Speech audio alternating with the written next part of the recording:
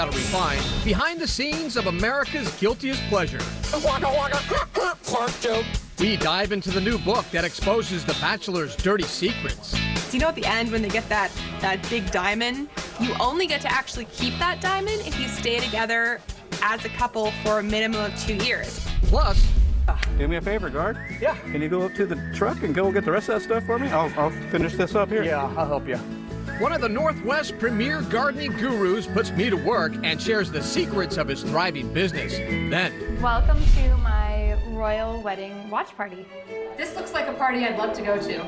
it's a shindig fit for a queen. We'll show you how to turn your Harry and Meghan watch party into a royal affair. Seattle Refined starts now.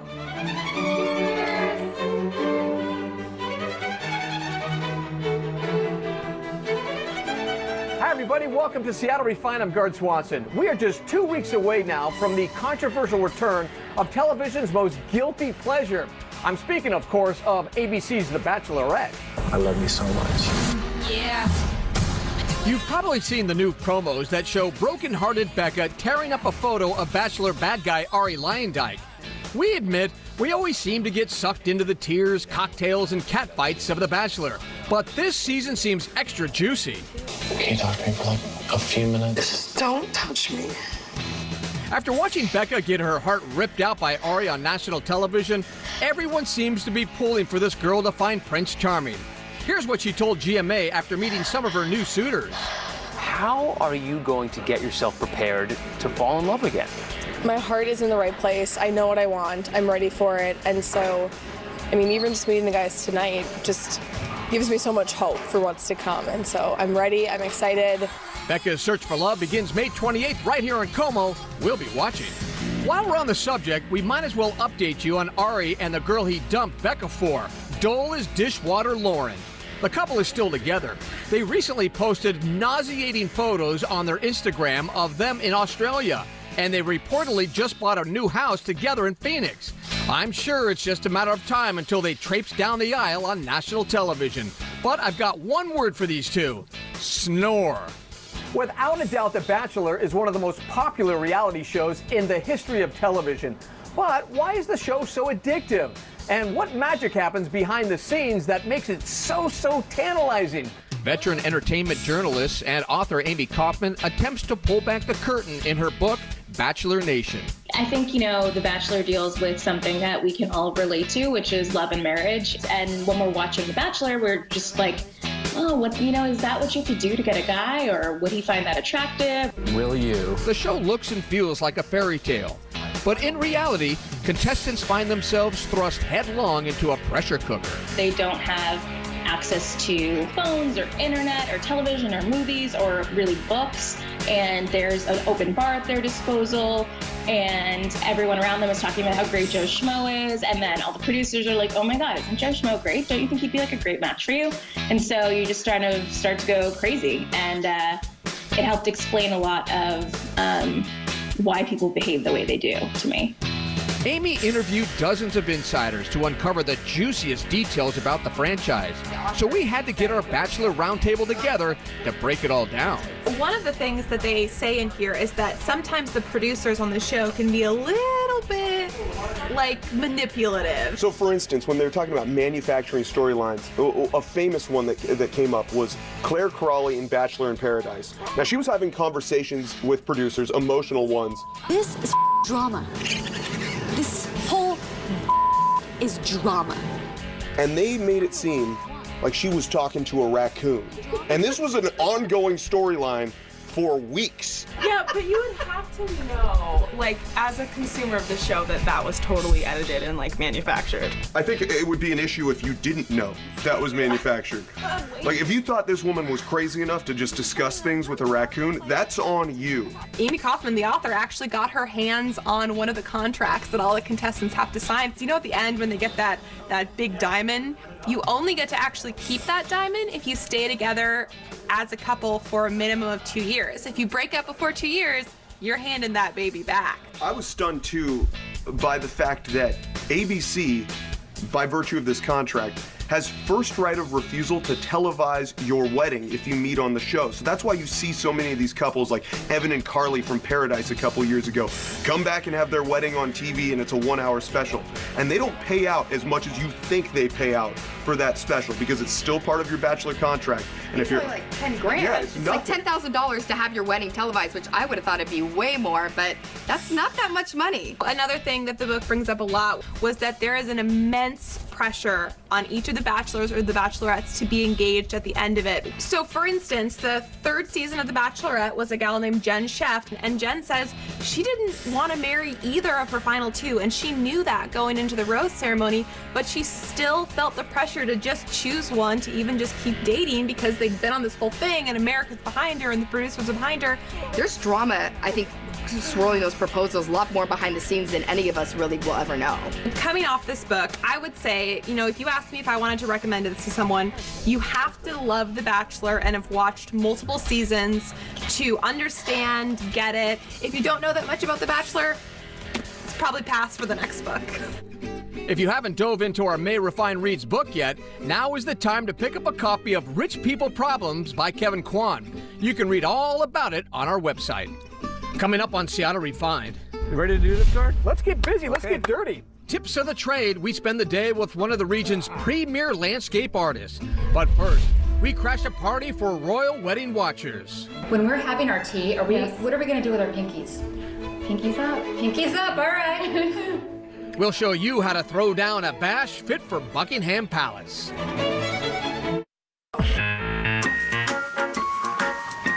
Welcome back to the show. I'm Garrett Swanson. One of our missions here on Refined is to tell you about the newest and coolest stuff out there for you to try. And that means checking out new products to make sure they pass the smell test. That's why when Refined.com contributor Kate Knighty told us she wanted to investigate FabFitFun, we said go for it. If you don't know, FabFitFun is one of those subscription boxes full of goodies and beauty swag. Big-time celebrities like Rachel Zoe, Khloe Kardashian, and Amber Rose are all big fans of it. So will FabFitFun make you feel like a queen for a day? Kate put it to the test. To find out, log on to get the skinny. Speaking of royal treatments, the countdown is on to the royal wedding of Prince Harry and Meghan Markle. Much of the ceremony is under wraps, but here's what we know so far. The wedding will begin Saturday midday London time. That's 4 a.m. here at St. George's Chapel at Windsor Castle. Prince William will be the best man. The couple has invited more than 2,000 members of the public to the grounds of Windsor Castle to watch the couple and their guests arrive. Now, the closest most of us here in Western Washington will get to Windsor Castle is the couch in front of our televisions.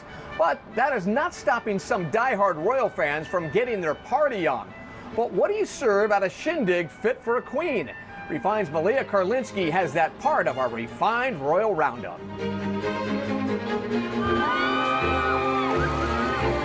Royal watchers are counting down the minutes till Prince Harry and Meghan Markle tie the knot at Windsor Castle. But you don't have to be royalty to party like a princess. The Queen of Cookies, Jenny Keller, creator of Jenny Cookies, invited us to her personal palace near Seattle for tips on throwing a stately soiree. We got things started with a fancy pre-party drink. So Jenny, you can't have a royal wedding watch party without some beverages. Right. And you need more than just tea. Absolutely. Right? So what is this fun drink we're gonna make? We are gonna make a lemon elderberry rosé cocktail. What's your first step? So the first step is rosé, which is a sparkling wine. Rosé all the way. And this is inspired by what we found out, the royal wedding cake. This is a way for us regular people to feel like we're royal. Absolutely. And then we're gonna pour in this lemon elderflower soda and then garnish with different berries, lemons, cucumber, and then edible flowers. Oh. Okay, you wanna try it? You know I do. Okay, cheers. This is delicious. I feel like Princess Meghan right now. Good. Next, I asked Jenny to spill the tea on her gorgeous table setup. Welcome to my royal wedding watch party. What are the essential things you have to have for a party like this? For a party like this, you have to have tea, some classic tea party sandwiches, cucumbers, sandwiches, and I have a strawberry and basil sandwich, chicken salad sandwiches that we put on apple slices. And the last and most important thing is cookies. You gotta have the cookies. Gotta have the cookies. Will you show me some of this cool stuff you made? I tested out something fun with my signature cookie recipe and baked edible flowers into the cookies. These are beautiful. Yes, and then kind of just glazed them with my buttercream melted down. Now I know Jenny Cookies is all about cookies. Absolutely. But this is actually a little cake. This is so pretty. So this is a little mini lemon cake filled with lemon cream cheese icing, and then I topped it with flowers. And this kind of daisy looking flower right here reminded me of a fascinator. Is this cake inspired by anything? It's inspired by their wedding cake. So we kind of rolled with the lemon elderberry flavor. There's no elderberry in that, but the lemon cream cheese makes up for it. We've got lots of great sweets here today, including some little tiny pies. Yes, so you can't have a party without our pie cookies. They're a bestseller at our bake shop, so for our watch party, we put funny puns in them. We imprinted them with When Harry Met Meghan. Aww. Ladies, it's time for tea. Then it was time for Jenny's gal pals to get the royal treatment. Oh, it's amazing. So pretty. Don't you feel fancy? The ladies got a taste of food and drink fit for a princess. Would you like a spot of tea? Let me fill it up for you. Heather, what do you love about the royals? What is there not to love? Are you going to get up in the morning to watch the royals get married? Of course. I think I might actually stay up all night because I'm so excited. Why have a royal wedding watch party? Why not? There's always a reason to celebrate, so why not just have your girlfriends over and watch all of the beauty unfold. We can all raise our teacups to that. Cheers! Cheers! Malia Karlinski, Seattle Refined. You can find more inspiring party ideas in Jenny Keller's book, Eat More Dessert. Are you going all out to celebrate the royal wedding? Drop us a line at hello@seattlerefined.com and tell us what you're planning. And make sure to tune in tomorrow when our royal coverage really shifts into high gear. Oh, one more royal note. Lost in the Harry and Meghan hoopla is another royal wedding. Princess Eugenie has set a date with her fiancé, Jack Brooksbank. The daughter of Prince Andrew and Sarah Ferguson will wed this October. The couple just moved into a cottage next door to Harry and Meghan at Kensington Palace. Coming up on Refined, the experts share their secrets to a beautiful yard. Plus, a Northwest woman hits the trail and beats the odds.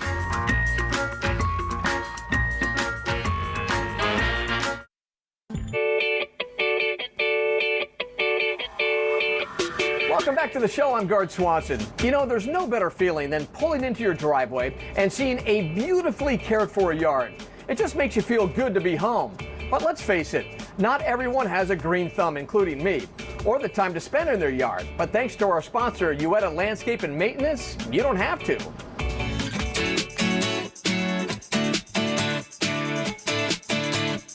There's not one place that I go to that's always the same. Things always change. Architecture stays the same. Once you build it, the sizes don't move around. The windows are where they are. The landscape, things grow, things die. You replace, you can renovate. It's always changing, so that's what's interesting. Eddie Uetta is a gardening guru. It runs in his blood. Over a half a century ago, his father migrated from Japan and started a gardening business, Uetta Landscape and Maintenance. It's still blossoming today. It's always interesting to serve the client and make them happy about choosing us, and then we're happy about giving them a place for entertainment, Zen type of garden, you name it. There isn't a job too big or small Uetta can't handle. This grassroots company is an expert in landscape and design, especially when it comes to extended living. And if you're going to do something quick to this beautiful property, how could you spruce it up in a minute? A number of things. How about potted plants? Potted plants are a good idea because they always add that little extra oomph to any landscape. Should we go do some oomph? Let's get some pots. Let's go. Okay. All right. You ready to do this, Gard? Let's get busy. Let's get dirty. Here we go.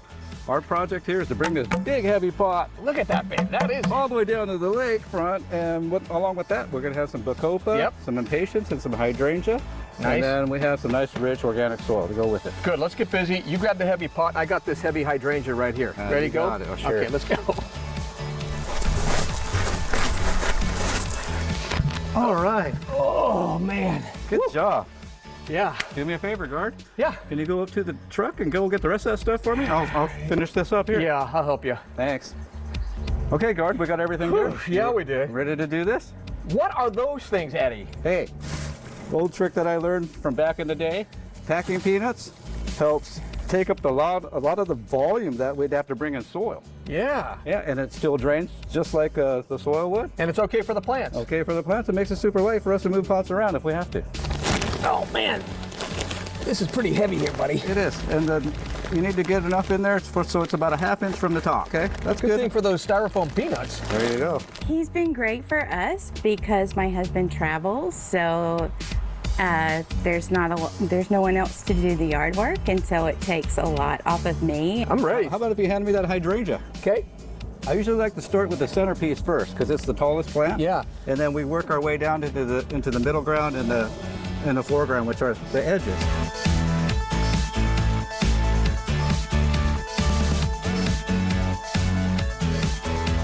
Let's go for maybe one more impatient. How about a red one? Sure. That kind of fills it up. I can get one more in over here too. There you go. Perfect. Give it a little water, fertilizer.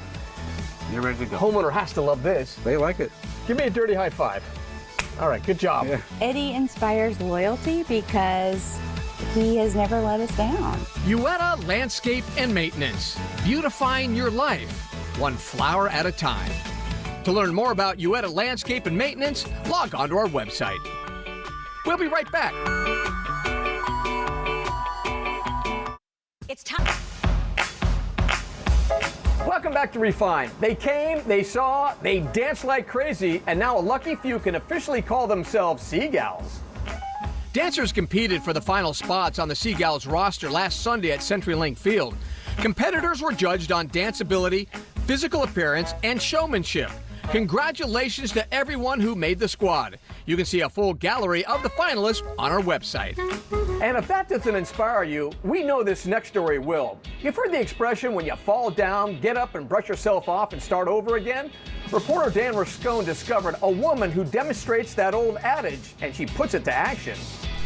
54-year-old Signe Gines Training to get back on trail. is one tough woman. It takes a lot of strength and stamina. At 5 foot 3 inches tall and 108 pounds, she's carried a backpack nearly a third of her weight.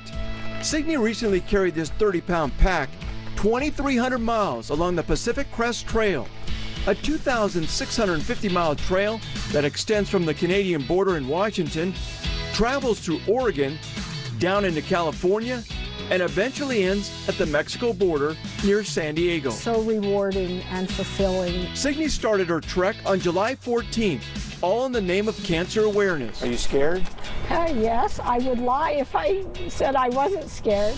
We first met Signe just days before she left. She told us then. Did you think death? Yes, many times. About the day she was diagnosed with lymphoma in January of 2015. With her cancer in remission, she wanted to set out on the ultimate hike and chose the Pacific Crest Trail. She was supposed to finish on November 8th, but just 3 weeks from the finish line, and after about 2,300 miles, It was the morning of October 19th. Signe got a very sharp pain in the upper part of her left leg. It was just excruciating. I got up off the ground and I went to take a step and my left leg just completely gave out on me and I almost fell. Fortunately, 52-year-old Tim Toomey, an ex-Marine who Signe met on the trail, was there to help.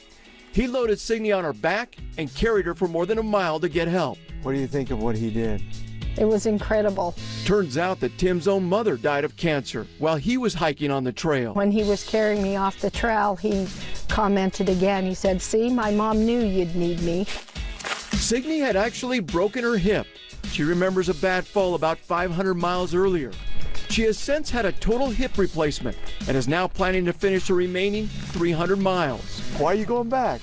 Because I'm not done. Giving up is not in Signe's vocabulary. She's climbed 49 of Colorado's 56 14,000 plus foot mountaintops. And 1 month after cancer treatment, she went on a 2-week, 178-mile backpacking trip in Idaho. A short time later, she climbed 3 volcanoes in Oregon.